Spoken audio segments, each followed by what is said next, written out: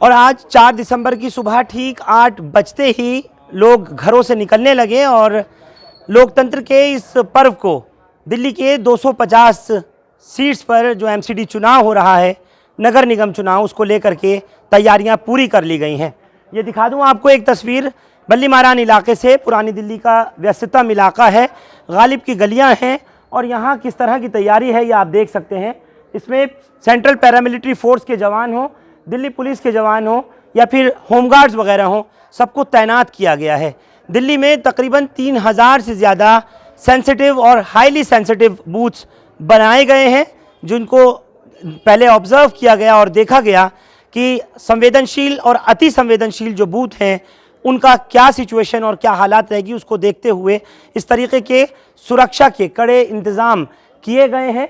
आप लोग अपने स्क्रीन्स पर देख सकते हैं कि ये बीएसएफ के जवान हैं और इनके साथ में लोकल पुलिस, साथ ही होम गार्ड्स, यहाँ के जिस जगह ये वोट पोल किए जाने हैं बल्ली मारान के इस इलाके में प्राइवेट गार्ड्स वगैरह सब तैनात हैं। आप लोग अंदाज़ा कर सकते हैं कि कोई परिंदा भी पर ना मार सके और किसी तरह की गड़बड़ ना हो सके। लोग घरों से बिना भय के, बिना किसी डर के घरों से निकलें और आकर के वोट दें। पूरी सुरक्षा के कड़े पहरे में ये इंतज़ाम किए गए हैं और जैसे मैंने आपको बताया कि हल्की हल्की धूप और आज 4 दिसंबर रविवार का जो दिन है, इस पर्व को, लोकतंत्र के इस पर्व को भरपूर लोग मनाएं और वोट जम कर के दें, एक इसकी कोशिश की गई है। ये जवान आपको दिखाई दे रहे हैं पूरी तरीके से। घड़ी में 8 बजते ही अब सिलसिला शुरू होने को है कि लोग आकर के वोट देंगे और शाम के 5:30 बजे तक जनता वोट कर सकेगी। और सुरक्षा के दृष्टिकोण से अगर बात करें तो चाहे ज़मीनी पैनी नज़र हो पुलिस की या फिर ड्रोन के ज़रिए इस वक्त नज़र रखी जा रही है और जितने भी सेंसिटिव, हाईली सेंसिटिव बूथ्स हैं, पोलिंग स्टेशंस हैं, वहाँ इसी तरह से पुलिस की पेट्रोलिंग, पुलिस के जवान और अफसरान मौजूद हैं और पूरी तरीके से इस वक्त नज़र रखी जा रही है। इससे पहले जैसे मैंने आपको बताया कि दिल्ली में लगभग 3000 से ज़्यादा सेंसिटिव और हाईली सेंसिटिव पोलिंग बूथ्स हैं, पोलिंग स्टेशंस हैं। सुबह ही से आज जो तस्वीरें दिखाई दी आप लोगों को भी निश्चित तौर पर अच्छी लगेंगी। ये दिल्ली पुलिस के जवान हैं। बुज़ुर्ग महिला व्हीलचेयर पर आते हुए आपको दिखाई दे रही हैं। इनको अंदर पोलिंग बूथ तक ले जाने और वहाँ से वोट डालने के बाद बाहर लाने तक पुलिस के जवानों ने, महिला सिपाहियों ने, सीनियर अधिकारियों ने बेहद मदद की है। यहाँ तक कि आज ये भी देखा गया कि दिल्ली पुलिस की तरफ से जो ख़ास इंतज़ामात किए गए हैं वो बुज़ुर्ग जो ख़ास तौर से 65 साल, 70 साल, 80 साल, 90 ईयर्स, 90 साल तक के जो बुज़ुर्ग लोग हैं जो आ रहे हैं, उनको पुलिस फूल दे रही है, अंदर तक पहुंचा रही है। जो व्हील चेयर पर आने वाले हैं उनको व्हील चेयर पर बिठा करके वोट डाला जा रहा है। इसी तरीके से ये आप देख रहे हैं, नाबीना हैं, दिखाई नहीं देता, ये बुज़ुर्ग माता हैं, चल नहीं सकती, एसीपी लेकर के आ रही हैं। ये हेड कांस्टेबल संजय लेकर के जा रहे हैं एक बुज़ुर्ग को। ये सरिता देवी महिला लेकर के जा रही हैं कांस्टेबल एक बुज़ुर्ग को। और ये सबसे इंटरेस्टिंग तस्वीर आज की आपने जो देखा, 106 साल की महिला यहाँ से वोट कास्ट करने के लिए आई और उनको दिल्ली पुलिस के अधिकारियों ने इस तरह से पोलिंग स्टेशन तक पहुँचाया। सुबह ठीक 8 बजे बेहद धीमी गति से पोलिंग शुरू हुई और दिल्ली में लगभग हर तरफ इसी तरह की तस्वीरें दिखाई दी। कुछ पोलिंग स्टेशंस पे, कुछ पोलिंग बूथ्स पे सुबह ही से भीड़ भाड़ जुटनी शुरू हो गई। ये जो आप तस्वीर देख रहे हैं ये साउथ दिल्ली के इलाके से है। यहाँ पर आप देखिए जिस तरह से ड्रोन शॉट आपको दिखा रहा हूँ, महिलाएं, बुज़ुर्ग, बच्चे सब पहुँच रहे हैं। सुरक्षा का कड़ा घेरा है और यहाँ वोट देने के लिए पूरी उत्सुकता के साथ लोग आ भी रहे हैं, जा भी रहे हैं। अगर मैं बात करूँ सुबह 9 बजे, 8 से 9 बजे के बीच में महज 5% पोलिंग हो पाई। उसके बाद थोड़ा थोड़ा जैसे दिन बढ़ता रहा तो ग्राफ में कुछ हद तक बढ़ोतरी हुई।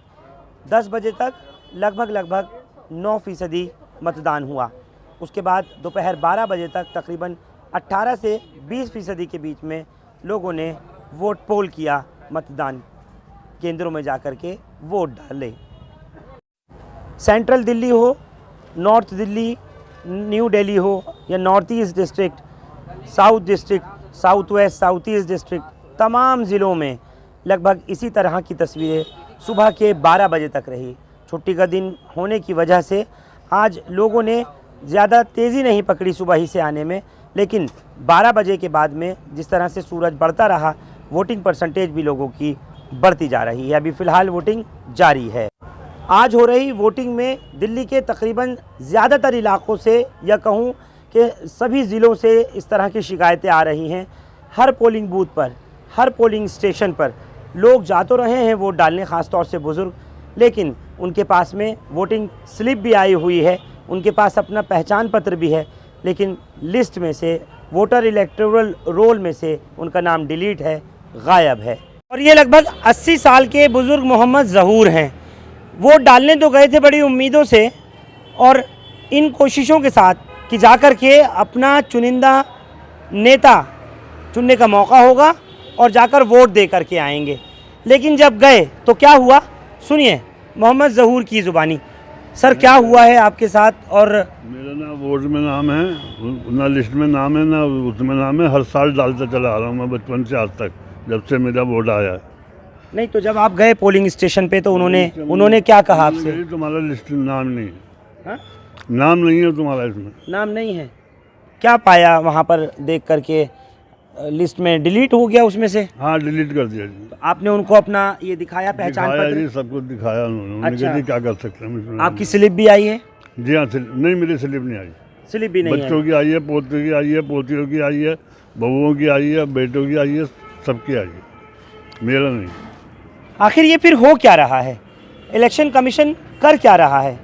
चाहे बुज़ुर्ग हो, नौजवान हो या फिर महिलाएं हों, उनको इसी तरह की दिक्कतों का सामना करना पड़ रहा है कि उनके नाम वोटर लिस्ट से गायब हैं, डिलीट कर दिए गए हैं, उनके पास स्लिप भी पहुंच गई। बहुत से ऐसे भी हैं, और जैसे मोहम्मद ज़हूर बता रहे हैं कि इनके पास इनका नाम की स्लिप भी नहीं पहुंची और लिस्ट में से नाम भी इनका गायब हो गया। ये लोग वोटिंग के लिए आ रहे हैं तो ऐसा भी है कि कई गड़बड़ियां दिख रही हैं।